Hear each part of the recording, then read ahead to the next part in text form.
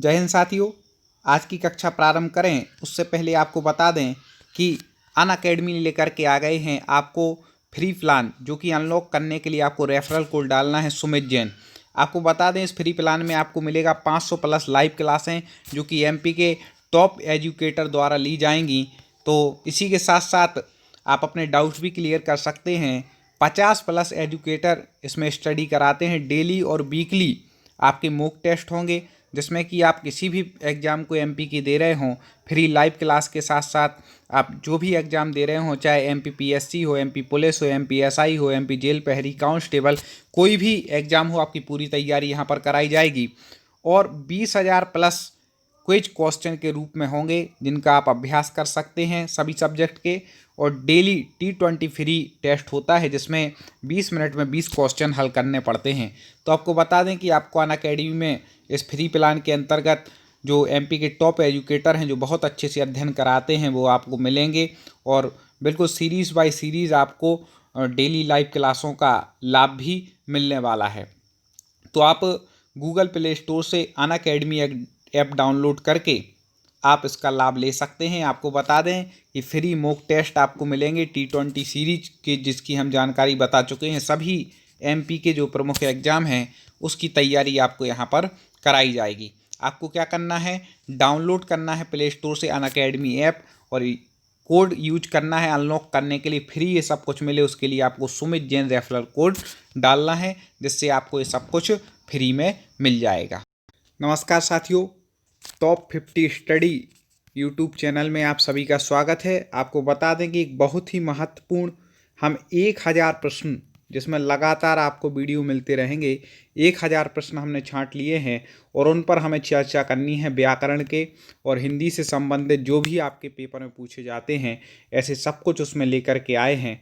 तो आप, मेरा निवेदन होगा कि आप हिंदी व्याकरण, काव्य शास्त्र या हिंदी भाषा से संबंधित, बोली इत्यादि संबंधित जो भी प्रश्न आप यदि पूरी तैयारी करना चाहते हो, तो इन 1000 प्रश्नों के लगातार आप वीडियो देखते रहें।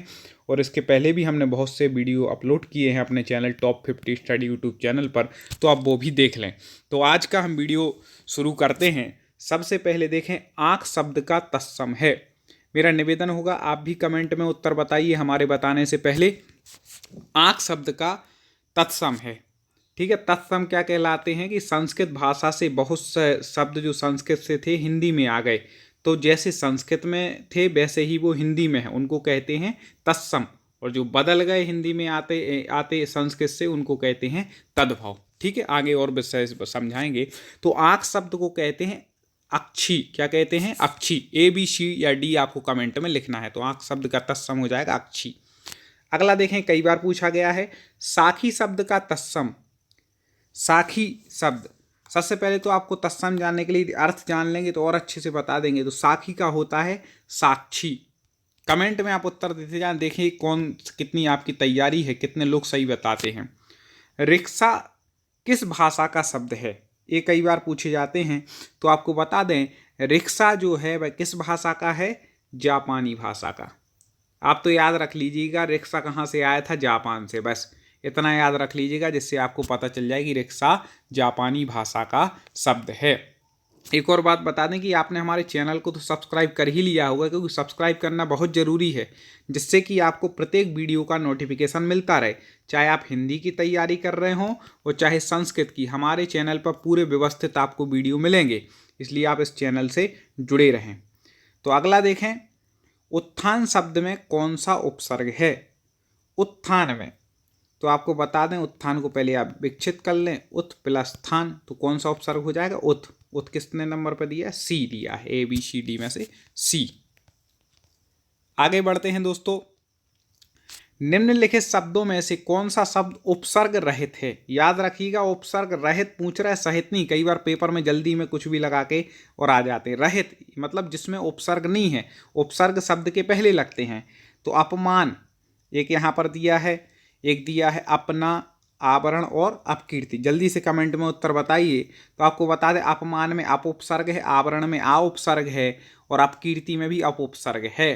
तो अपना क्या उपसर्ग से रहित है? क्योंकि आ अलग हो जाएगा, आ उपसर्ग है नहीं। पना, पना ये कोई शब्द होता नहीं, इसलिए ये सही हो जाएगा। अब देखें संधि। संधि की वैसे ट्रिक तो हमने बताई दी, सबको बहुत पसंद आई, बहुत सारे लोगों ने उस पर कमेंट भी किया है कि सर ऐसी ट्रिक अभी तक नहीं देखी। आप भी चैनल की प्लेलिस्ट में जाके देख लें संधि, एक लाइन में आपको पहचानना आ जाएगी। महर्षि में कौन सी संधि है, ठीक है, तो आपको बता दें कि महर्षि का जो संधि विच्छेद होता है वह होता है महा प्लस ऋषि, ठीक है। इससे मिलकर के क्या बनता है, महर्षि, तो इसमें स्वर संधि है। अब स्वर संधि में कौन सी स्वर संधि है, ये आपको कमेंट में लिख करके बतलाना है, या आपको स्वयं सर्च करना है, बतलाना है। अगले वीडियो में चाहे मैं बता दूंगा यदि आप पे नहीं बनता है तो, ठीक है। अगला देखें, अगला है स्वागतम। स्वागतम में कौन सी संधि है, तो आपको बता दें कि हमने ट्रिक भी बताई थी कि या, रा, ला या बा, इस शब्द के पहले कोई आधा शब्द लगा हो तो वहाँ पर यण संधि होती है। तो यहाँ पे बा के पहले आधा सा लगा है, इसलिए कौन सी संधि है, यण संधि, यण स्वर संधि, ठीक है। तो आपको बता दें इसका संधि विच्छेद होगा सु प्लस आगतम, ठीक है। तो क्या बन जाएगा, स्वागतम। इस प्रकार से इसका विच्छेद हो जाएगा। आगे देखते हैं, निम्नलिखित शब्दों का शुद्ध संधि विच्छेद चुनिए। आप हमारे इन प्रश्नों को पढ़ें, मैं कोशिश करता हूं कि एक प्रश्न के साथ आपको 2-3 प्रश्न कवर करा दूं, जैसे मैंने विच्छेद भी बता दिया और संधि भी, तो ये इससे आपको सही रहता है। अब देख लें जगदीश का संधि विच्छेद क्या होगा, तो जगत धन ईश, इसका क्या हो जाएगा, संधि विच्छेद हो जाएगा। क्या हो जाएगा, जगत धन ईश, ये संधि विच्छेद हो जाए। अब संधि कौन सी होगी, तो आपको बताया था कि प्लस के इस तरफ जब कोई भी हलंत वर्ण हो, हलंत मतलब ये जो चिन्ह लगा है ना, ताकि नीचे आधा कर देता है, आ अलग हो गया, तो ये कहलाता है हलंत। तो प्लस के इस तरफ जो हलंत हो, या मतलब इस तरफ व्यंजन हो, तब कौन सी संधि होती है, व्यंजन संधि होती है। तो यहाँ पर जगदीश में कौन सी संधि हो जाएगी, व्यंजन संधि, किसी में भी आप इसको लगा लीजिएगा। अब देखते हैं महोत्सव का संधि विच्छेद बताना है। महोत्सव का ABC या D, जल्दी से कमेंट में आप उत्तर दें कि महोत्सव का सही संधि विच्छेद क्या होगा। तो आपको बता दें इसका हो जाएगा महा प्लस उत्सव, महा प्लस उत्सव, इससे मिलकर के क्या बना, महोत्सव। कौन सी संधि हो जाएगी, तो आपको बता दें गुण संधि। कौन सी संधि हो जाएगी, गुण संधि, क्योंकि मैंने आपको बताया था कि जब एक मात्रा एक ही मात्रा हो या फिर एक ओ की मात्रा हो, एक मात्रा ऊपर लगी होनी चाहिए, मतलब आपको क्या लगा करके आना है, गुण संधि वहाँ पर लगा करके आनी है। तो महोत्सव में कौन सी संधि हो जाएगी, गुण संधि। अब देखें यशोदा, यशोदा, यशोदा में जो है वह कौन सी संधि है, वह आपको बतलानी। इसका संधि विच्छेद क्या हो जाएगा यशोदा का, तो यशाह प्लस दा, तो यहाँ पर विसर्ग का क्या हो गया, ओ हो गया, यशाह प्लस दा, तो विसर्ग का क्या हो गया, ओ हो गया। तो कौन सा क्या बन जाएगा, यशोदा। इसका याद रखिएगा, विसर्ग का ओ होना, इस नियम को विसर्ग संधि के अंतर्गत आ जाएगा यशोदा, याद रखिए, क्योंकि वहां पर विसर्ग है। निम्नलिखित शब्दों में प्रयुक्त समास, संधि और समास दो ऐसी चीजें हैं कि आपने समझ ली ना, तो याद रखिएगा कि आपके किसी भी एग्जाम में कम से कम 4 नंबर पक्के हो गए। और इन दोनों के वीडियो ही ट्रिक के साथ हम अपने channel top 50 study YouTube channel पर लेकर के आए। हम जाएं प्लेलिस्ट में जाके इनको देख लें। आगे देखें, निम्नलिखित शब्दों में प्रयुक्त समास का नाम बताना है। सप्ताह, सप्ताह मतलब सबसे पहले आ रहा है सप्त शब्द, सप्त मतलब संख्यावाची। तो हमने बताया था कि संख्यावाची दिगु, मतलब पहला शब्द जहां पर संख्यावाची हो वहां पर दिगु समास होता है। तो इसका डी उत्तर ठीक हो जाएगा। जितने में हम व्याख्या बताते ना उतने में आपको कमेंट में उत्तर बतला देना है। आगे देखते हैं रोग पीड़ित, मतलब रोग पीड़ित। अब ये समास बताइए कौन सा समास है, तो इसका अपन विच्छेद कर ले एक बार। रोग से पीड़ित, किससे होता है पीड़ित व्यक्ति, रोग से पीड़ित होता है। तो यहाँ पर हो जाएगा डी, रोग से पीड़ित, ठीक है। और तृतीया तत्पुरुष इसको अपन बोल सकते हैं, ठीक है। यदि उसका भी अपन को भेद बताना है तो तृतीया तत्पुरुष आप इसको बोल सकते हैं। आगे देखें, कर्मधारय समास निम्नलिखित में से किस शब्द में है। कर्मधारय आपको बताना है कि जो इतने शब्द दिए हैं उसमें से किस शब्द में कर्मधारय समास है। तो कर्मधारय समास में विशेषण विशेष स्वभाव होता है, मतलब एक विशेषण होता है, विशेषण के द्वारा विशेष की विशेषता बतलाई जाती है। तो जैसे यहाँ पर देखें नीलोत्पले दिया है, तो नील उत्पल, ठीक है। तो ये नीले से किसकी विशेषता बता रहे हैं, उत्पल की विशेषता बतला रहे हैं। या नीलकमल इत्यादि जो आ जाते हैं। तो ये किस कर्मधारय समास का उदाहरण क्या हो जाएगा? सी, उपमान उपमेय भाव या विशेषण विशेष्य भाव जहाँ पर होता है। अब द्वंद्व समास आ गया। द्वंद्व समास निम्नलिखित में से किस शब्द में है? तो हमने बताया था द्वंद्व समास में आपस में दो शब्दों में द्वंद्व होता है, या तो ये विपरीतार्थक होते हैं। कैसे होते हैं? विपरीतार्थक होते हैं अधिकतर द्वंद्व समास में। तो आप सीधे ही देख लेंगे कि त्रिनेत तो कहीं विपरीतार्थक नहीं, पीताम्बर में भी नहीं, घनश्याम में नहीं, जय पराजय है, सीधा आप लगा लें।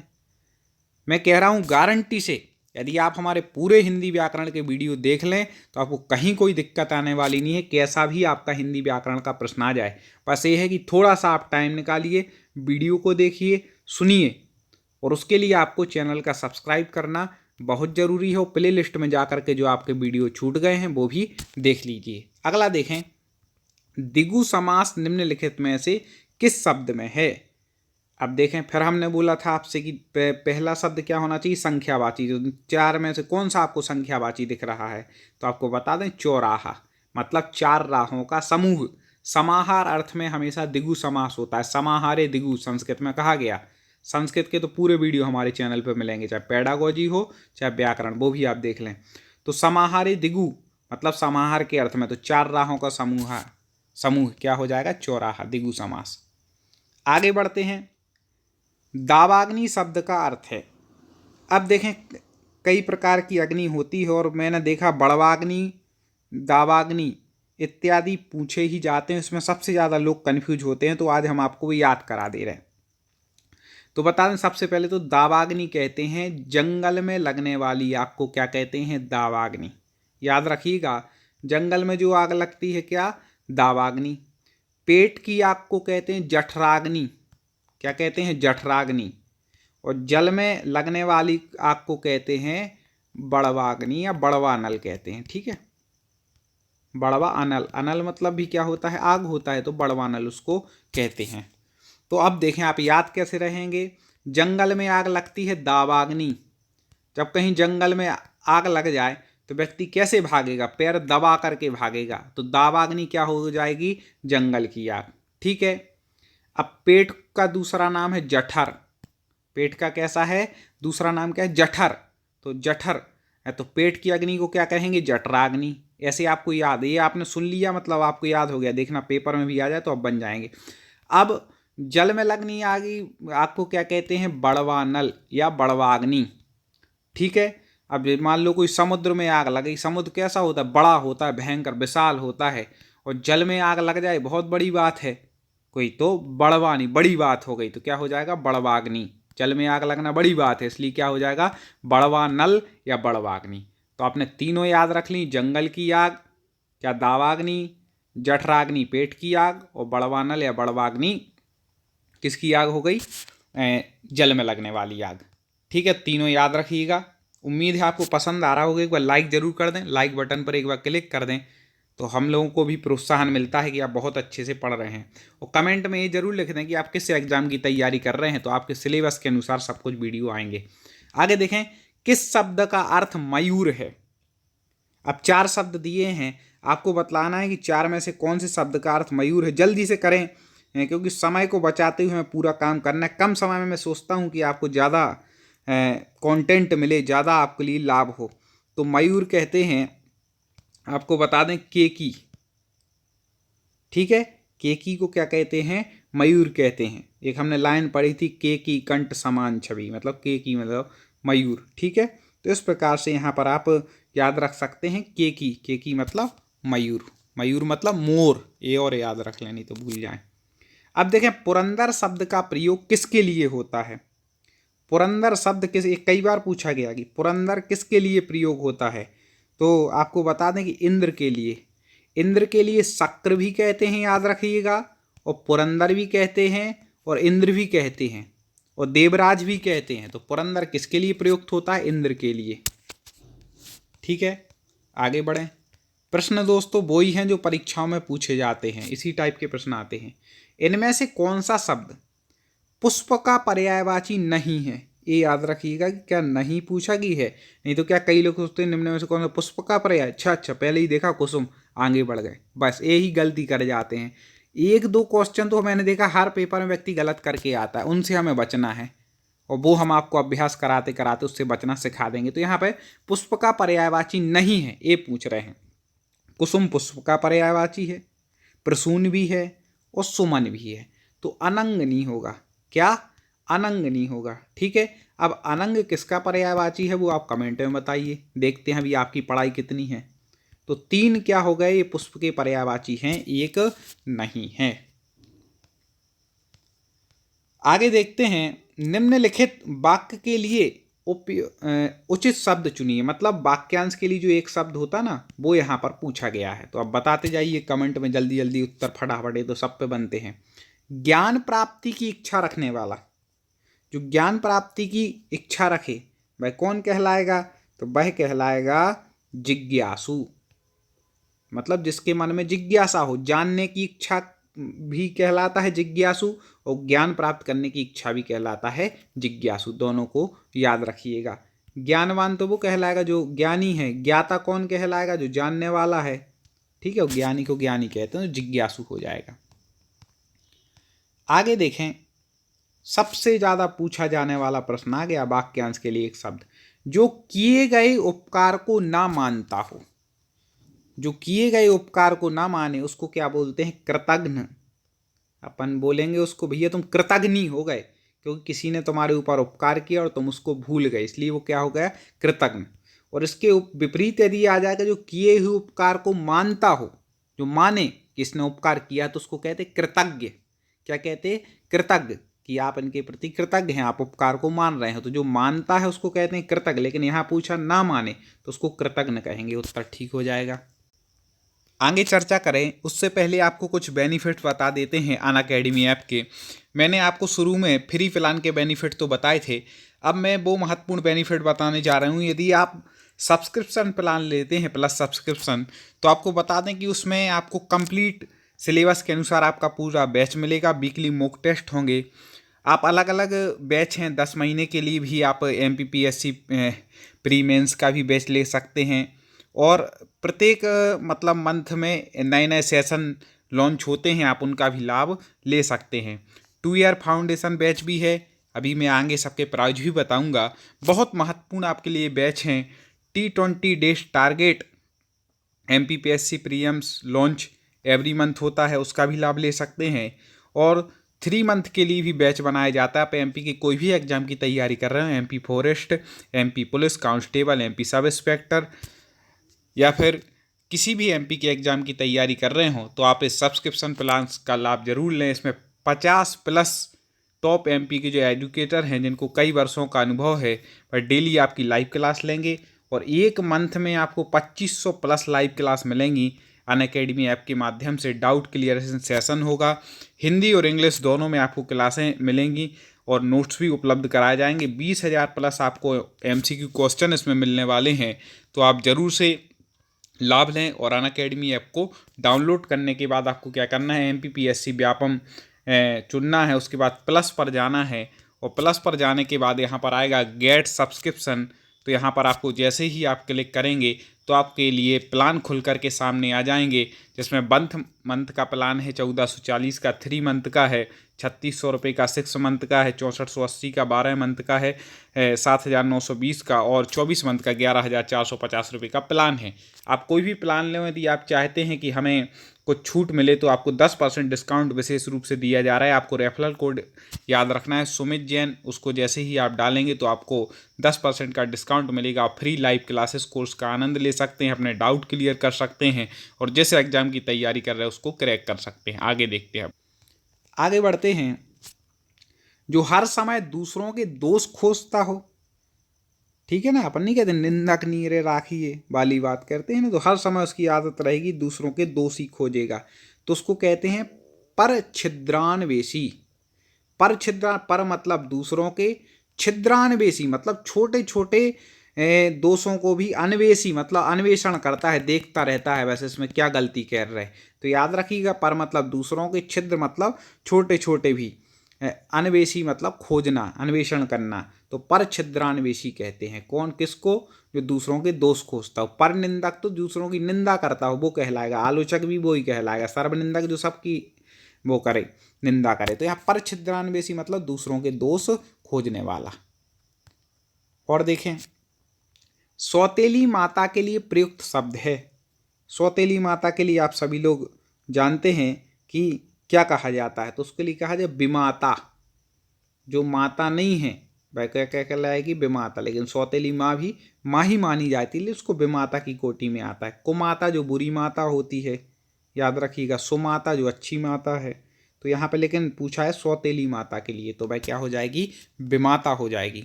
आपको तो बस कंटिन्यू हमारे वीडियो देखते जाना है, जितने भी वीडियो चैनल पे अपलोड हों। डेली आप 10-15 मिनट का समय निकालिए, कुछ दिन आप पढ़िए हिंदी व्याकरण में, कहीं आपको कोई दिक्कत आने वाली नहीं है। और मैं गारंटी से कहता हूँ कि आधे से ज़्यादा प्रश्न तो वो ही फंसेंगे जो हम आपके लिए ले करके आ रहे हैं। तो पिछले वीडियो जिसके छूट गए हों वो भी देख लें चैनल पे जा करके। अगला देखते हैं, जिसे जीता ना जा सके। अब जिसको जीता नहीं जा सकता है उसको क्या कहते हैं, जल्दी से कमेंट में उत्तर बता दें। तो वह हो जाएगा अजेय। जो जीता ना जा सके वह क्या हो जाएगा, अजेय। ठीक है। यहाँ पे अज्ञेय दिया है, अज्ञेय मतलब जो जाना जा सके। दुर्जय मतलब जिसको पार ना किया जा सके, इस प्रकार से होता है। तो यहाँ पे अजेय कहलाएगा वह। और देखते हैं, जो इंद्रियों से परे हो उसे क्या कहेंगे। जो इंद्रियों से परे हो मतलब इंद्रियों से जिसको हम देख ना सकें, जान ना सकें, वह क्या कहलाएगा। तो आपको बता दें कि जो इंद्रियों से परे हो, हाँ थोड़ा सा कन्फ्यूज आपको बता दें, ने ये पूछा है जो इंद्रियों से परे हो मतलब इंद्रियों को भी जिसने जीत लिया हो, तो वह कहलाएगा। कई प्रश्न ऐसे होते हैं जिनमें दो लगते हैं, क्या कहना चाह रहा है। तो यहाँ पर तो उत्तर हो जाएगा जितेंद्रिय, या फिर ऐसा कह सकते थे कि जिसने इंद्रियों को जीत लिया हो वह जितेंद्रिय। और कई बार और जो इंद्रियों के गोचर ना हो उसको कहते हैं अगोचर। जिसको इंद्रियों से ना जाना जा सके उसको कहते हैं अगोचर। ठीक है। अगम मतलब जहाँ पर ना जा सके उसको कहते हैं अगम। और अगणित जिसको गिना ना जा सके। तो यहाँ पर इसका भाव इनका ये लग रहा है कि जो इंद्रियों से परे हो मतलब इंद्रियों को भी जिसने जीत लिया उससे भी आगे हो, भाई कहलाता है जितेंद्रिय। और यहाँ पर यदि ये लिख देते कि जो इंद्रियों से ना जाना जा सके तो उसको कह देते अगोचर। तो यहाँ पर जितेंद्रिय, आप इसका उत्तर ठीक लगा लेना। ऐसे आगे और